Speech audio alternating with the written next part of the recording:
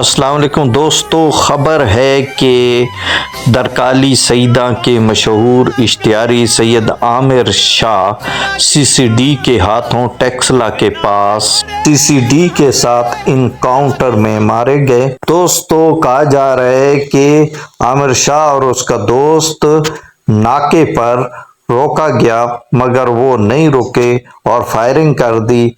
जवाब में सीसीडी ने भी फायरिंग की और आमिर शाह जख्मी हुआ जबकि उसका साथी फरार हो गया।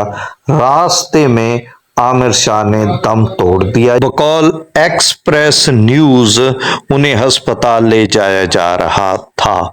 तो दोस्तों, आमिर शाह पे 12 मुकदमा दर्ज हैं और उसमें एक 302 का थाना जातली का मुकदमा भी है जिसमें उसने 2 बेटों और एक बाप को कत्ल किया था। उस मुकदमे में 8 अफराद नामजद थे जिनमें मेन मुल्जिम आमिर शाह था।